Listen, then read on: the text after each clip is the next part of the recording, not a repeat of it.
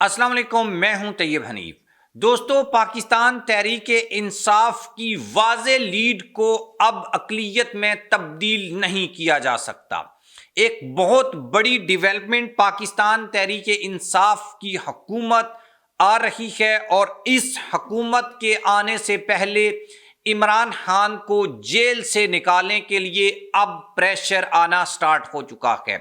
آج کل یا پرسوں ایک بہت بڑی ڈیولپمنٹ ہونے جا رہی ہے۔ پاکستان تحریک انصاف کو حکومت نہ بنانے کے لیے جو منصوبہ بنایا گیا تھا، وہ منصوبہ اب بالکل ناکام ہو چکا ہے۔ پاکستان تحریک انصاف کے راستے میں جو رکاوٹیں ڈالی گئی تھیں، وہ رکاوٹیں کارگر ثابت نہیں ہو رہی، اور ایک انٹرنیشنل پریشر آیا ہے، وہ میں آپ کے سامنے رکھوں گا اور آپ کو یہ بتاؤں گا کہ اب کس نے طاقتوروں کو مجبور کیا ہے کہ وہ پاکستان تحریک انصاف کی جو حکومت ہے اس کے بننے میں رکاوٹ بالکل بھی نہ بنے، اور اگر انہوں نے ایسا کرنے کی کوشش کی تو اس کے کیا نتائج نکلیں گے۔ اور ایک اور خبر ہے کہ بھائی، جن لوگوں نے پاکستان تحریک انصاف کے ساتھ دھاندلی کر کے ابھی تک کی رپورٹس کے مطابق 22 نشستیں چھینی ہیں، وہ نشستیں پاکستان تحریک انصاف کو واپس مل رہی ہیں، اور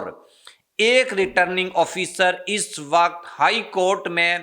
عدالت کے کٹہرے میں کھڑا ہے، اور پاکستان تحریک انصاف نے یہ سب سے پہلا سرپرائز دیا ہے۔ بڑی اہم ڈیولپمنٹس اس ویڈیو میں آپ کے ساتھ شیئر کروں گا، اور اس میں ہم اسپیشلی یہ ڈسکس کریں گے کہ بھائی ان جو الیکشنز کے نتائج ہیں اس کے اوپر انٹرنیشنل میڈیا کا کیا سٹانس ہے اور انٹرنیشنل پاورز کا کیا سٹانس ہے، اور ابھی تک ایک کون سا اہم ترین جو میسج ہے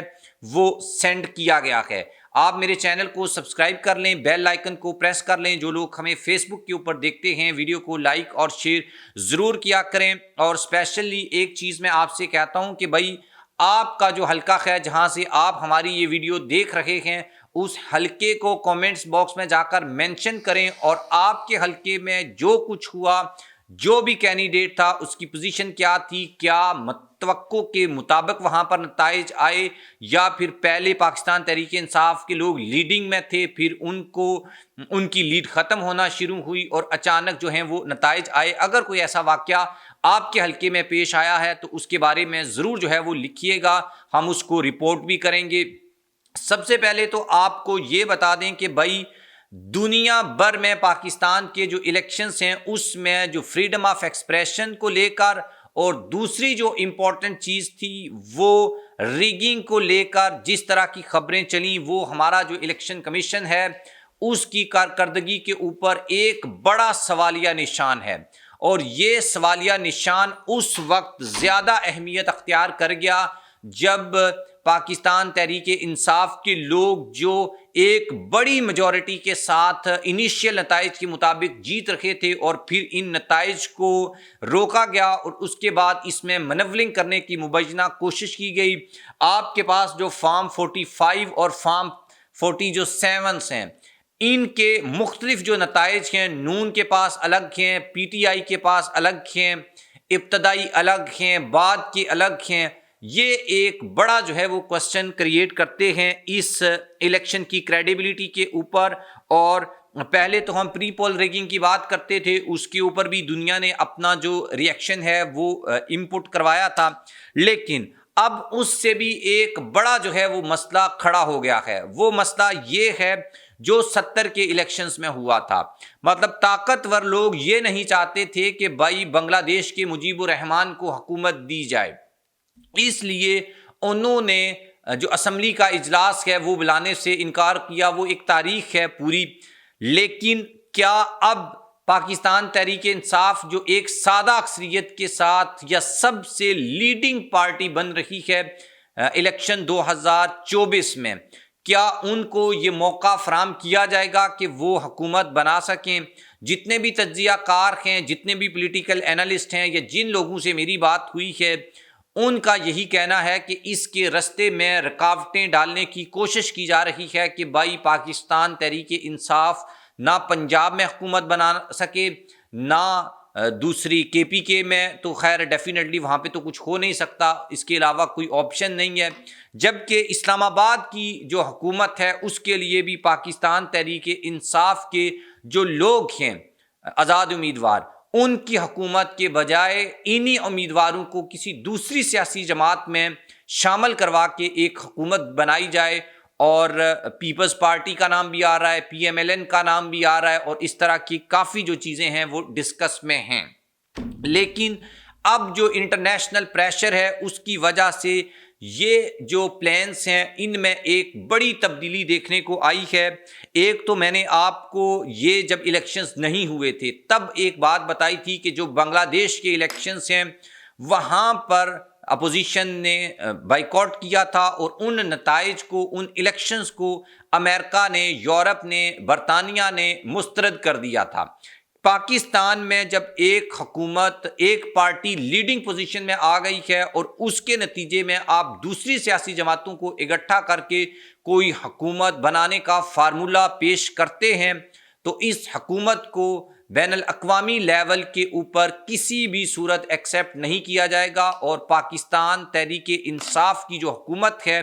اس کے لیے ابھی جو ہے وہ پریشر آنا سٹارٹ ہو چکا ہے۔ آپ کو معلوم ہے کہ کل جو ہیں وہ سعودی جو مبصرین ہیں وہ پاکستان جو آئے ہوئے تھے الیکشنز کو دیکھنے کے لیے، اور یہ سارے جو جرنلسٹ، 400 کے قریب جرنلسٹ اور بین الاقوامی مبصرین کی تعداد 103 یا اس کے آس پاس تھی،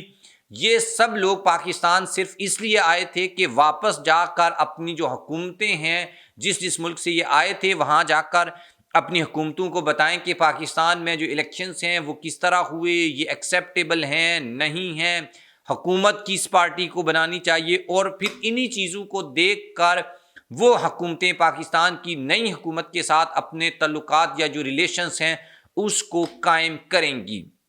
اور کیونکہ دنیا میں ڈیموکریسی کا سب سے بنیادی اصول یہ ہے کہ بھائی جو لیڈنگ پوزیشن میں ہے، جس کی سیٹیں زیادہ ہیں، جس کی پوزیشن اچھی ہے، وہ پارٹی حکومت بنائے، اور دوسری جو جماعتیں ہیں وہ اس کے ساتھ مل جائیں، اور کسی ایسی سیاسی جماعت کو حکومت دینا جس کی میجورٹی نہ ہو، جو اکثریت میں نہ ہو، یہ ملک کے ساتھ ظلم اور زیادتی کے مترادف ہے۔ ابھی میں ایک خبر آپ کے ساتھ اپڈیٹ کر دیتا ہوں۔ اچھا، کچھ خبریں ہیں، اور سعودی عرب اور کچھ ایسے ممالک ہیں جن کی جانب سے میجورٹی پارٹی جو ہے اس کی حکومت کے لیے، مطلب یہ کہ اندر کھاتے جو ہے وہ ڈسکشن ہو رہی ہے، لیکن اس سے بھی جو امپورٹنٹ چیز ہے وہ یہ کہ بھائی 22 ایسی سیٹیں ہیں جہاں پر پاکستان تحریک انصاف جو ہے وہ جیت چکی ہے، لیکن نتائج کو، ووٹوں کو آگے پیچھے کر کے نون لیگ یا دیگر سیاسی جماعتوں کو جتایا گیا ہے۔ میجورٹی تو خیر نون لیگ کے لوگ ہیں۔ اب سلمان اکرم راجہ جو اون چودھری کے مقابلے میں شکست کھائی تھی، انہوں نے وہ لاہور ہائی کورٹ پہنچ چکے ہیں، اور لاہور ہائی کورٹ میں